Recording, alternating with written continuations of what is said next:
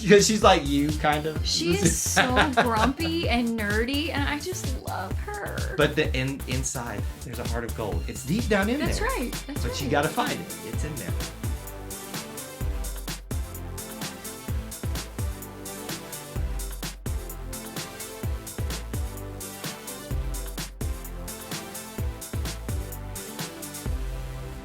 Welcome back to Eye to Eye, the place where we talk about anything and everything Disney. My name is Kyle. And my name is Jessica. And before we get started today, if you haven't already, please consider subscribing to our channel and turning on that notification bell so you don't miss any of our content. This is going to be another movie review, and it is spoiler-free, so you are safe to be here. This time we're doing Spider-Man, No Way Home. No Way Home. It gets confusing, doesn't it? Because you got Homecoming. Well, and Far one of From our Home. friends said the next movie is going to be Spider-Man Homeless, so I almost said that. Is that a joke? Yes. Please be a joke. It was This is just... supposed to be spoiler-free here. We can't be spoiling other titles. I'm just titles. saying, it's just confusing. I hope they drop the home thing after this. I personally. don't. I kind of... It's kind of like... Homecoming, Far From Home, No Way Home, Homeless. It's fine. Like, it was fine for just a little bit. I'm ready for something new in the title. To be fair, I didn't realize that there was a home theme until you pointed it out.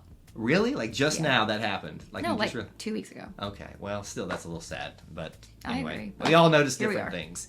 All right, spoiler-free. So this is how we normally do these things. We want to give you 3 reasons to watch, and 1 reason that you may not like it, which is going to be really hard for me to do, because as you can tell, I am the ultimate Spider-Man fan. I know. I kind of wanted to pull your Spider-Man mug off of that shelf and, mean- bring it right in the front of the Right screen. right in the front of this, all this stuff right here. Listen, Yeah. I just, my feels are on edge right now, and we saw this thing last night, and I'm still like, I cannot stop thinking about this thing. I can't stop thinking about it, and as anybody who knows me knows, I'm not a Marvel fan. I'm just But you're a really Spider-Man not. fan. You've always I'm liked. such a Spider-Man Yeah. fan. I freaking loved that movie. Let's be honest, you're a Ned fan. You love Ned, the character in this. So let's not get into spoilers about Okay. today. That's about not last night. spoilers. But I'm I just do saying. love Ned. I was disappointed with Ned's, character in this movie.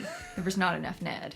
All right, well, this is what we're going to do. So 3 reasons to watch, 1 reason you may not like it, and then we'll do a rewatchability rating at the end based on 1 to 5.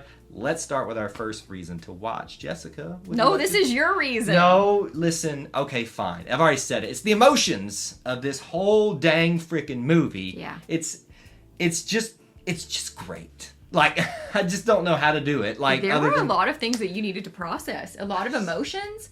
A lot That's of the hard feels. part. Is we're trying to not spoil things. But we can't talk about them. But we have to acknowledge that's one of the best things about this movie. You felt like you were in the story. The emotions just drew you in more than any other movie I think that I've been a part of in any recent time. And this is, I know it doesn't mean anything for you, but Endgame was full of emotions. But like, this, for me personally as a Spider-Man fan, was just out, like, the level of emotions I had when they killed Spider-Man in Infinity War. There's a spoiler for Infinity War if you haven't seen it. Hello, how many years is that? I been? know, but I always like to just acknowledge That's that. like spoiling the Titanic. Oh, well, the Titanic Wow, sinks. that's really, really dark. But anyway, but the emotions of that level of thing happen, like magnified times 10 in a movie just about Spider-Man. I mean, there is excitement. I know this is like generic, but like excitement, thrills, there's hilarity, and then there's these moments that just drop you into the pit of despair. And you didn't... I expected there to be some sadness in this. I didn't expect it to be that sad. And So wouldn't that be a reason not to watch it? No, because think about how many movies... Think about Eternals. Did that move you in any way other No. than it was, that's cool?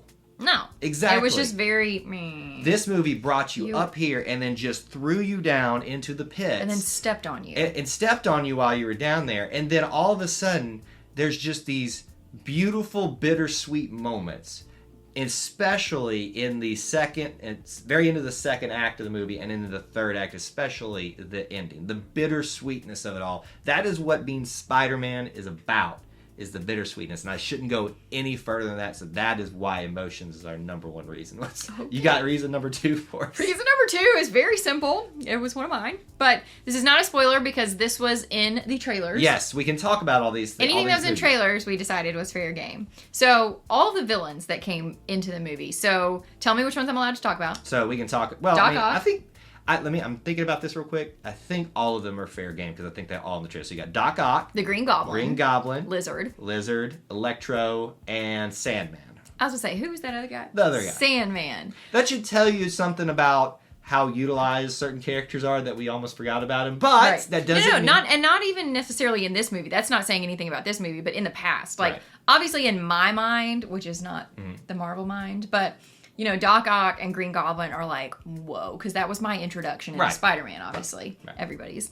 But, you know, the other villains are kind of a little less note. But see, I love so many things about the Amazing Spider-Man series that it was nice to get Electro back in this. It was but nice. I'd forgotten all about him. I need to go back and watch the Amazing Spider-Man series now. Yeah. After seeing this movie, I do want to watch that. But back to the villains. It was just really cool having them in the same, like, multiverse. That's what y'all called it. She got it right. Multiverse, and just seeing all these villains that didn't interact in the original movies. Like, it was very weird for me as a non-Marvel fan to, like, have this, like, whoa, this is all... It just felt very Endgame-ish, right? Yes, it was... So, here's the thing. Let me use this example. This doesn't even have to do with the villains, but I'll just say it anyway. Like, Eternals tried to be an in-game level thing without having the background. The background, not even the background, just the rapport built up to do something like that. Spider-Man did because of the level of emotions, going back to my first reason, the character. But these villains, the thing that's hard to do when you have so many there is to give them enough time to warrant them being there. Now, there's two that kind of get basically pushed back as far as they can, but they still give them moments where you're like, oh, you know, like, that was good, and they acknowledge some certain things. They changed some things about us, not really changed, but they kind of twisted them in a way to make things work for fitting into the multiverse and stuff like that. But they capitalize off of moments that we all wanted to see in interactions between Spider-Man and these villains, even the ones that aren't technically from this, they're not from this version, this universe at all. Like, that was brilliance. Like, you don't see that happen. That's why we call it in-game level, right? Because you had all these heroes, all these villains. And when we're talking about heroes, we're talking about, you know, Aunt May, we're talking about Ned, we're talking about MJ. All these giant characters that they built into the story of Spider-Man in the MCU. And then you throw these villains on top of it, like, well, somebody's got to lose. And there are some, in terms of time. They did a great job. And stuff that we can't even talk about, they did a great job with. That's what he said. All of that. I'm just going to echo it. Sorry. Yep. Obviously, I have things to say about this, and I'm trying not to, like, hog all the talking time. But the reason number 3, this is the ultimate love letter to Spider-Man fans everywhere. It is. It's they did it. They absolutely made this the best Spider-Man movie of all time. And that's it, hands down. You think anybody's going to disagree? Oh, I know people disagree with me. Really? I've already talked to people. And they don't mean that, like, I don't think it's bad, or they think it's bad. They just... No, I'm just saying, like, I wonder what's... Because I definitely agree with you. Spider-Man 2 with Tobey Maguire.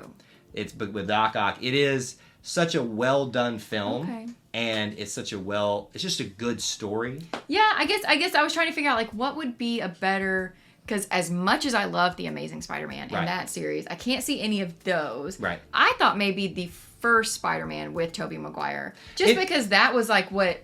Everybody was so obsessed with that movie a long time ago. Yeah. Well, because it set the new standard for superhero movies. And that's why it's so important to so many people. But, yeah. Oh, yeah. But what this movie does... is because we all have these petty arguments. What's the best Spider-Man franchise? Is it Tobey Maguire, the Spider-Man 1, 2, and 3? Is it The Amazing Spider-Man? And that doesn't get as much love as it should, I think. I know. I love those. It's got a lot of gripes. But there are some great moments that are Spider-Man moments in that I think warrant its value. And then there's the new trilogy, which has just kind of gotten better and better, especially with his inclusion into the whole universe of Avengers and everything like that. But what this movie does is it reminds you it's not about who's behind the mask. It's not about how this version of Aunt May is. It's not about how this version of MJ... yes, we all have our preferences. Would I prefer that MJ was a redhead? Yes. But it doesn't matter because it all tells the same story of what defines a Spider-Man. And I freaking love this version of MJ. Can I just say that? Because she's like you, kind of. She is so grumpy and nerdy, and I just love her. But inside, there's a heart of gold. It's deep down in there. That's right. But you got to find it. It's in there. The other thing is, is it defines what Spider-Man is. Selflessness, hope, and of course, responsibility. I think it's... Should we give them one spoiler? No, this is spoiler free. I know, but you guys can cut it off if you like. This is not crucial to the plot, but I have to give you this here. I'm concerned. Go ahead and leave. That line is in there. Oh. I'm sorry. I have to tell you that, and it is well done.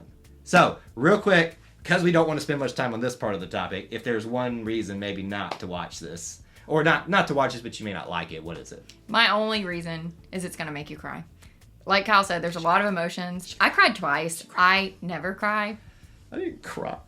Kyle cries at a lot of things. I didn't cry. But it was real dusty. This one, it hurt.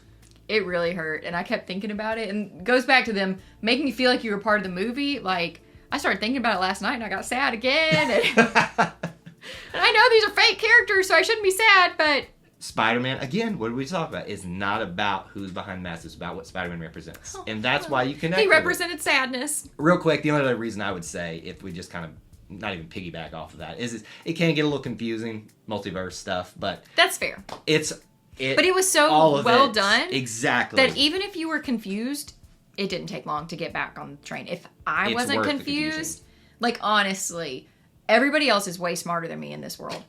If I wasn't confused, you will not be confused. I really promise you. I don't know that being smart in like pop culture necessarily means you're smart. It just means that you're invested. You're smart in something. It counts. Sure. Okay. Whatever. Okay. Rewatchability. Rewatchability rating 1 through 5. That's what we call it. 1 through 5. How likely would you be to watch this again? 5. If I could give this a 10, but we've made this scale. I would too. Like, honestly, I'm already planning. I'm going. I'm already thinking if my brother hasn't seen it by the time we see him I next might watch week, it 3 times. We'll go again. Like there are moments in there that you have to like. If I had the pause button in the theater, and listen, for those of you that like the new, like you can watch it at home and are mad that maybe you can't do that right away on Disney Plus. Go see it in theaters. Yeah. This is the movie. This is in-game level. It was so much fun because our theater was packed, and which makes it so much more fun. There was clapping, there was cheering, there were just... And it wasn't excessive, though. Like, no, sometimes you get people just like, woo, woo, woo, like that. In ours, it was like, yeah, and then everybody let go. You know, it's like... But it was wonderful. It was Go amazing. see it in theaters. Go Do see yourself it. a favor. That is our spoiler-free review of Spider-Man No Way Home. It was incredible. We want to hear from you now. Keep it spoiler-free in the comments section below. For those who haven't seen it, let us know your thoughts now. What else should they do? If you haven't already, like I said, please consider subscribing to our channel and turning on that notification bell so you don't miss any of our content. And that's all we have for you in this edition of Eye to Eye. But until we assemble again, May the Force be with you. and we'll see you real soon. Bye, guys.